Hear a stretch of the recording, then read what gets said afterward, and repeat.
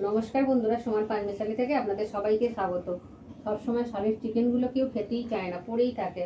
তাই বানিয়ে ফেললাম চিকেন 65। এইরকমভাবে করে দিলে সবাই খুব ভালোভাবে খেয়ে নেয়। আর চলুন দেখে নেওয়া যাক আজকের এই সুন্দর রেসিপিটি।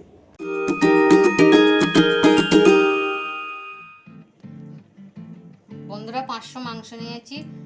এতে অল্প করে নুন দিয়ে দিলাম, একটুখানি রসুন বাটা, অল্প আদা বাটা,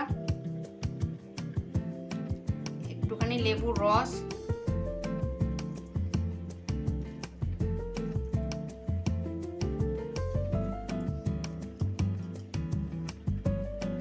ধনে গুঁড়ো,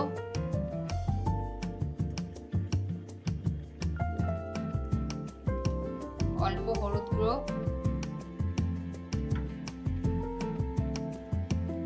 আর অল্প লঙ্কা গুঁড়ো আর গরম মশলা গুঁড়ো দিয়ে ভালোভাবে একসাথে আধ ঘন্টা মেখে রাখবো।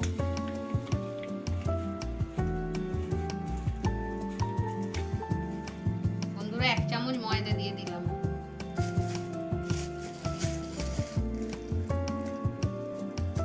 ময়দাটা কম দিচ্ছি, কর্নফ্লাওয়ারটা একটু বেশি দিচ্ছি। কর্নফ্লাওয়ার 1 চামচ দিচ্ছি আর একটুখানি দিচ্ছি, 1.5 চামচের মতো।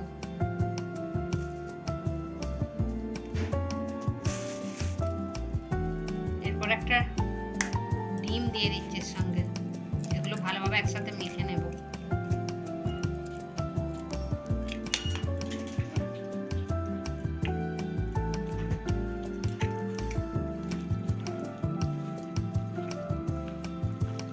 বন্ধুরা, কড়াটা গরম হয়ে গেল, সাদা তেল দিয়ে দিয়েছি। এবার এই মাংসটা যে মাখিয়ে রেখে দিলাম সেইটা এবার একটা একটা করে ভেজে নেব পকোড়ার মতো।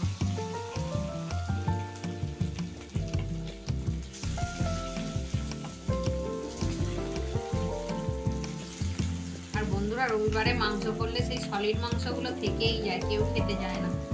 সেই জন্য রোজেরই ভাবে কিছু না কিছু তো করতে হবে। এবার রবিবারে একসাথে মাংস করে রাখলে সবটা খায় না, সেই জন্য এই সলিড মাংসগুলো রেখে দিই, কিছু না কিছু একটা বানিয়ে নিই। বন্ধুরা, মাংসটা একটা পিস হয়ে গেছে, আমি এবার উল্টে নেব। এই রান্নাটা খুবই সহজ বন্ধুরা, এই পকোড়ার মতো শুধু ভেজে নেবে।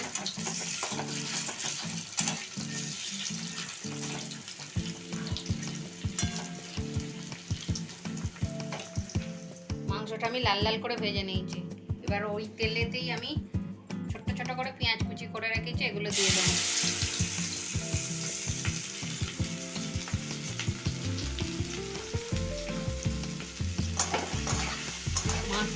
পেঁয়াজটা আমি একটু ভেজে নেব।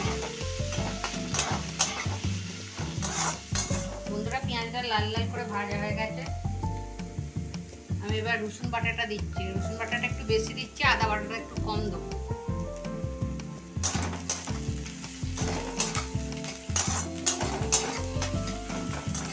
রসুন বাটাটা আমি বেশি দিয়েছি, অল্প, ওই জন্য আদা বাটা দিলাম। দিয়ে এইটাও একটু ভেজে নেব।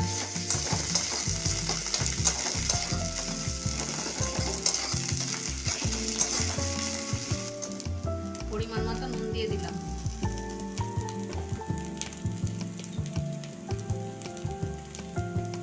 এরপর আমি হলুদ গুঁড়ো দিলাম, লঙ্কা গুঁড়ো দিলাম। আগে আমি একটুখানি লঙ্কা গুঁড়ো বেশি দিয়েছিলাম, ওই জন্য একটু কম দিচ্ছি। এবার যে যেরকম ঝাল খাবেন সেই রকম দেবেন। ধনে গুঁড়ো দিলাম,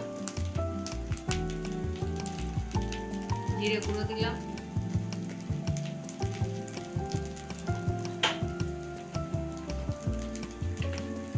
স্বাদ মতো চিনি দিলাম,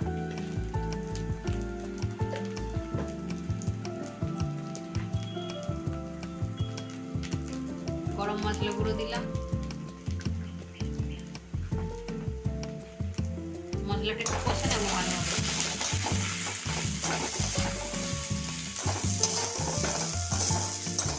কোচানো কারি পাতাটাও দিয়ে দিলাম, দিয়ে একটু এর সঙ্গে ভালোভাবে ভেজে নেব। কারি পাতার গন্ধটা খুব সুন্দর আসবে বলে কারি পাতাটা একটু বেশি করেই দিয়েছি।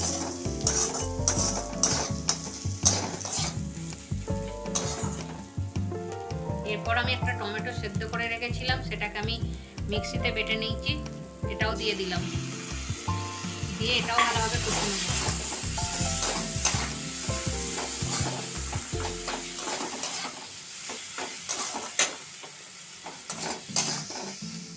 বন্ধুরা এটাতে টমেটো সস আর দই একসাথে মিশিয়ে রেখেছিলাম, এটাও আমি দিয়ে দিচ্ছি।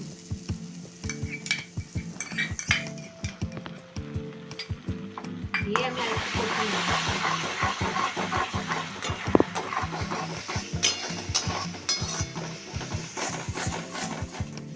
বন্ধুরা মশলাটা সুন্দরভাবে কষা হয়ে গেছে, এবার আমি ভাজা মাংসগুলো এর সাথে দিয়ে দিচ্ছি, দিয়ে আমি ভালোভাবে কষে নেব। এতে আমি একটু আর জল দেবো না, এটা একদম শুকনো শুকনো হবে, আর 65 তো শুকনো শুকনোই হয়, এতে আমি আর একটুও জল ইউজ করবো না। কতটা সুন্দর দেখতে হয়েছে দেখুন। এরপর আমি কমিয়ে 5 মিনিট রেখে দেবো, কম আঁচে করে নেব।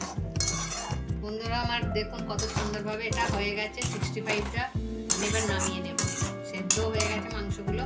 আর এইগুলো বন্ধুরা বোনলেস চিকেন দিয়েই করবেন, এগুলো বোনলেস চিকেন দিয়ে করলেই ভালো হয়। দেখুন কেটে যাচ্ছে, সেদ্ধ হয়ে গেছে, ভাজার সময় তো হাফ সেদ্ধ হয়ে যাচ্ছে। এরকমভাবে চিকেন 65 বানিয়ে খাবেন, খুব ভালো লাগবে। আর ভিডিওটা ভালো লাগলে লাইক শেয়ার করে দেবেন, আর ভিডিওটা কেমন হলো কমেন্টে অবশ্যই লিখে জানাবেন। আর যারা ফেসবুক থেকে দেখছেন তারা পেজটিকে ফলো করে দেবেন, আর যারা ইউটিউব থেকে দেখছেন তারা চ্যানেলটাকে সাবস্ক্রাইব করে দেবেন। আজকের ভিডিওটা এই পর্যন্ত, সবাই সুস্থ থাকবেন, ভালো থাকবেন, আবার পরের ভিডিওতে দেখা হচ্ছে।